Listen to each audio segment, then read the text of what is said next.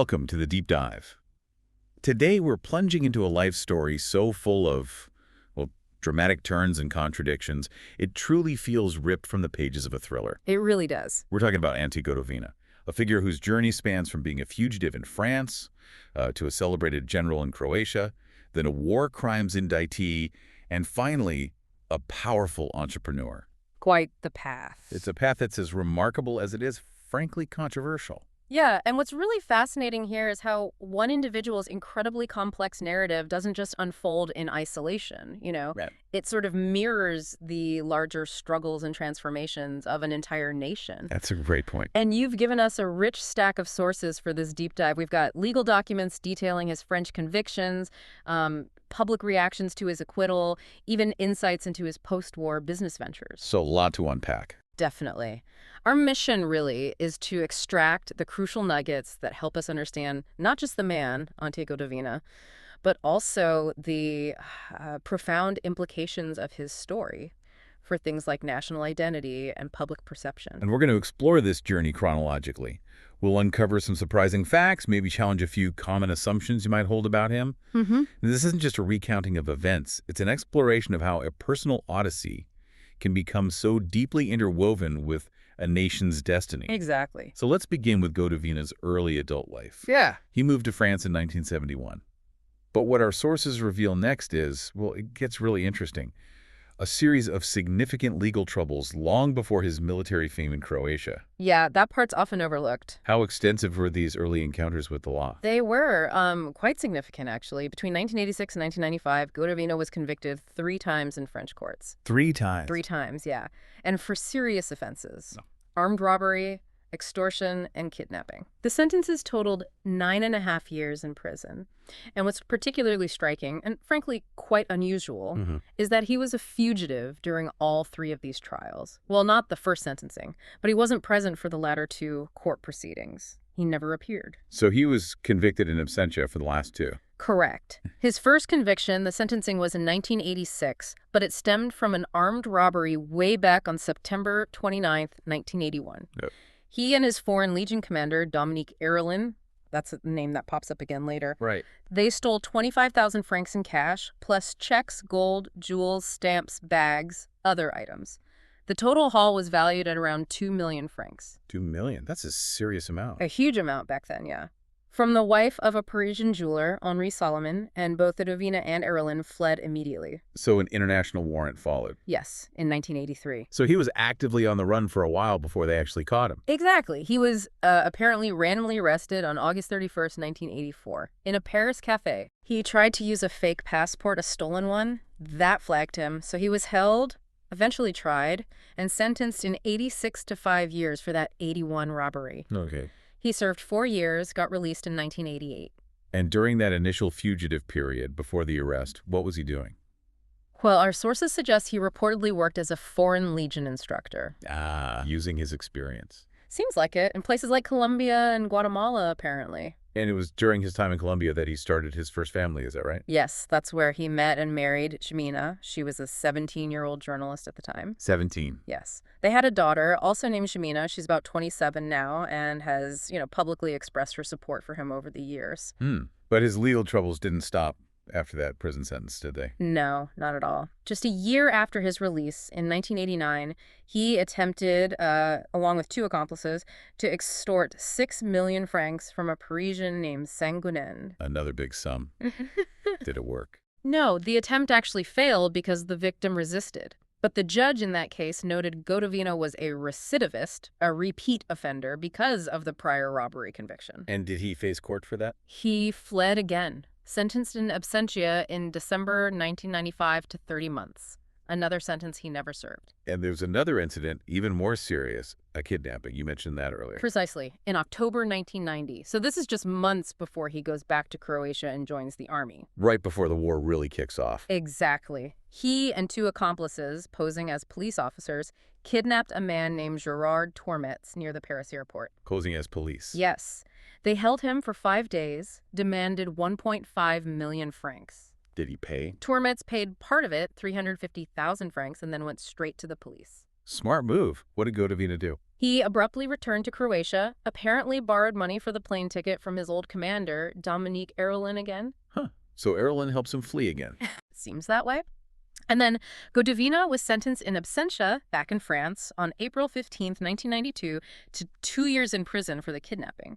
This really raises a significant question, doesn't it? Given this, extensive criminal record, multiple convictions, fugitive status, why didn't French authorities pursue him more aggressively after 1990? It is strange. Our sources highlight that France never sought his extradition. They didn't issue a new international warrant. They didn't even revoke his French passport. Yeah. What does this reveal? Is it about the complexities of international cooperation back then? Or maybe, I don't know, a pragmatic turning of a blind eye during that really volatile period leading up to the Croatian War of Independence? It's a very compelling question, isn't it? And that apparent French, let's say, lack of interest, makes his next move even more striking. Right. Because with this complex past still very much unresolved in France, Gotovina abruptly returns to Croatia. So what does this dramatic shift mean for his new role in the emerging Croatian state? It's an incredible pivot, really. How does someone with that kind of record integrate so swiftly into a national military, especially in a country basically on the brink of war? Well, his integration was incredibly swift, and his prior military experience, the Foreign Legion background, was undoubtedly a huge factor. Has been valuable. Absolutely. Gotovina joined the Tigers, that's the I Guards Brigade, one of the Croatian Army's elite units, in June 1991. Okay. And get this. By October 1991, when that French arrest warrant was issued for the Tormets kidnapping, he was already wounded in action on the Slavonian battlefield. Already fighting. So his Foreign Legion past really propelled him upwards quickly. Oh, very quickly. He rose through the ranks, became a colonel, and then commander of the Split Corps area. That was a crucial position he held from 93 to 96. And his unit was involved in many of the key military operations of the war, I understand. Can you tell us more about their role, and were there controversies associated with them? Yes, his unit participated in critical operations across a really wide front. Maslenica, Dinara, Livno, Glumoj, Bosansko, Grahovo, Stromica, Kin, Trevar, and Mrkonjić-Grad. A lot of heavy fighting. And the controversies. Well, it's important to note, and our sources confirm this, his unit was implicated in a massacre of over 150 captured Serb soldiers in Mrkonjić-Grad. That's a serious allegation. Definitely. And what about his personal life during this incredibly intense period? He remarried. He married Dunjas Lloyd, who was a Ministry of Defense official and apparently a close associate of the defense minister at the time, Gorchka Kujak. When was this? Just before Operation Storm, actually, July 29th, 1995. They had a son, Ante, in 1997. And wasn't there another child from around that time, too? Yes. He also had a daughter, Anna, who's now about 17. Her mother was a war reporter, Vesna Karuza. This was from a brief relationship around the time of Operation Maslenica. Our sources say he acknowledged Anna and supports her. Okay. Now, our sources provide a particularly vivid anecdote from August 6, 1995. This is immediately after the liberation of Kinin during Operation Storm. Ah, yes, the fortress incident. Exactly. It offers a really revealing glimpse into his character and leadership style. Can you describe what happened on Kinin Fortress that day? It's quite a scene, and it was captured on video, which is remarkable. Gotovina gathered his generals and officers, people like Damir Krstičević and Ivan Karade were there up on the Knin fortress. Right after the victory. Right after. And he just unleashes this furious tirade. He condemned what he called the total chaos after the battle. He was harshly criticizing the looting, the lack of discipline among his troops. What did he say? He apparently yelled, "Barbarians, vandals act like this, those who are paid and wage war for spoils." He was incensed. Wow. He also lambasted them for something seemingly small but symbolic, failing to find a simple cross to put up in the newly liberated city. He apparently shouted, "You're all blockheads, you're incompetent." Intense. And he even went as far as to say, you think you fought a war, you fought a SOR. Yeah. It powerfully underscores his, let's say, strict disciplinary stance, even right in the middle of the euphoria of victory. It highlights this perhaps impossible demand he had for order and principle, even in the absolute chaos of war. This brings us now to maybe the most defining chapter for many people when they think of Gotovina, the moment the world's attention really turned to him. In 2001, he faced an indictment from the ICTY. The International Criminal Tribunal for the former Yugoslavia, yes. Hmm. The UN court set up to prosecute war crimes in the Balkans. What were the charges? In May 2001, Gotovina was indicted for crimes committed during Operation Storm, specifically between August and November 1995. Okay. The indictment alleged his participation in something called a Joint Criminal Enterprise, or JCE. That's a, well, somewhat controversial legal doctrine implying shared intent and responsibility for crimes. Who else was named in this alleged JCE? Other high-ranking Croatian officials, including the late President Franjo Tuđman and fellow generals Ivan Hermak and Mladen Marković. And what were the specific crimes they were accused of orchestrating? The charges included deportation, persecution, murder, plunder, and the destruction of Serb property across various municipalities in the Krajina region. So, very serious charges. Extremely serious. He was held responsible under this JCE doctrine for the murder of at least 150 Serbs and the persecution leading to the flight of over $150,000. It cast a very long shadow over the official narrative of Operation Storm as a clean liberation. And what happened after the indictment was issued? He didn't surrender. He became a fugitive, which led to this massive 4-year international manhunt. 4 years on the run. Yes. It finally ended with his arrest on December 7, 2005. He was found in the Canary Islands, of all places. Wow. His fugitive status after the ICTY indictment must have sent shockwaves through Croatia. What were the political repercussions? How was his image, used or manipulated during that time? Oh, absolutely. During his flight, his image became an incredibly powerful symbol. Our sources suggest it was manipulated by various political and intelligence circles. So? Some reports even suggest it was used in what was described as a coup-like movement. Though details are murky, it definitely became a rallying point for certain nationalist sentiments. And what about evidence, documents related to the operation?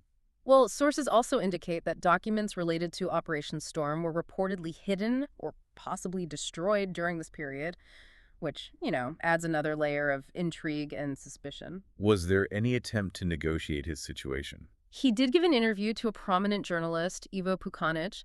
It seems that was an attempt to somehow resolve his situation, maybe get the indictment annulled, but it ultimately failed. And then the trial finally proceeded. What was the initial outcome? The first instance verdict came down on April 15, 2011.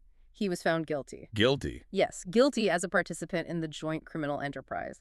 The court held him responsible for persecution, deportation, plunder, destruction, murder, and inhumane acts. He received a sentence of 24 years in prison. 24 years. That initial guilty verdict must have sent shockwaves, as you said.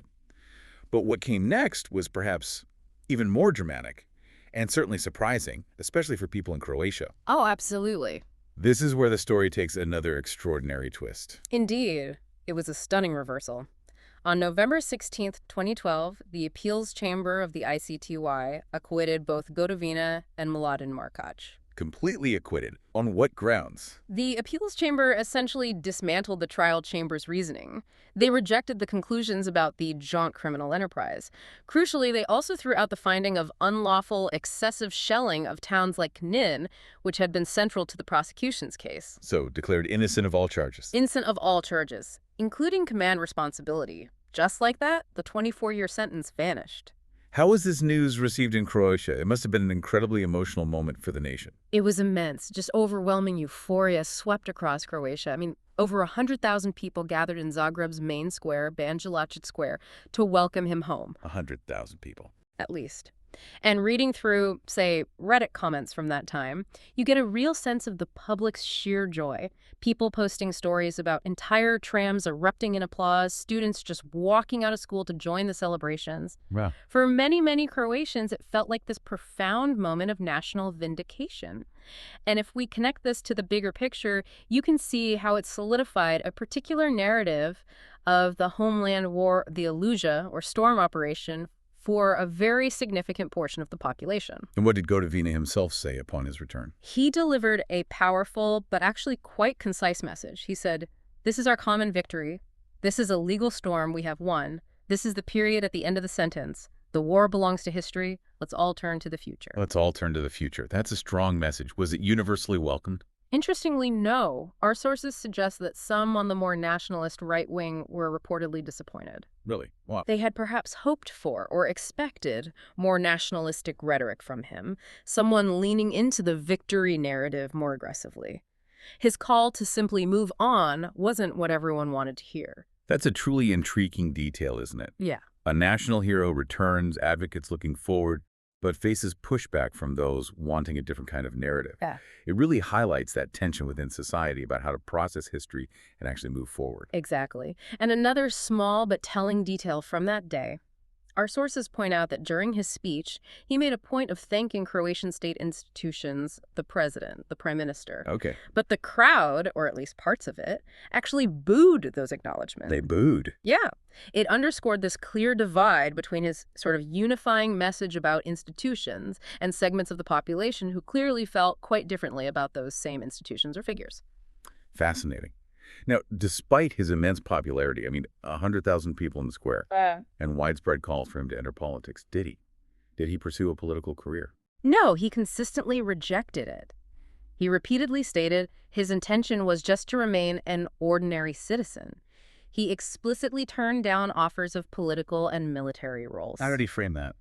He seemed to see himself, or perhaps position himself, as a phenomenon, someone kind of above the fray of party politics. Interesting. And did he make any gestures towards reconciliation given the context of the war and the trial?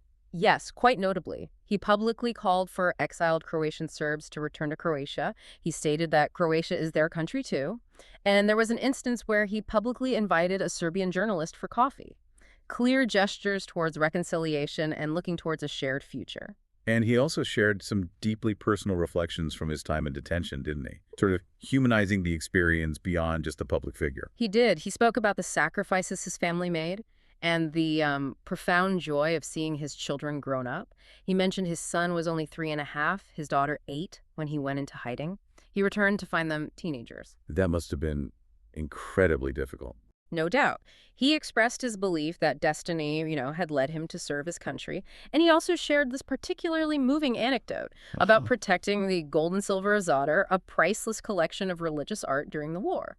He talked about conversing with the Archbishop, Marie-Jean Oblak, in French, ensuring its safety, and absolutely refusing to let it leave Croatian soil, even for safekeeping. That's a deeply humanizing story, focusing on cultural preservation amidst conflict.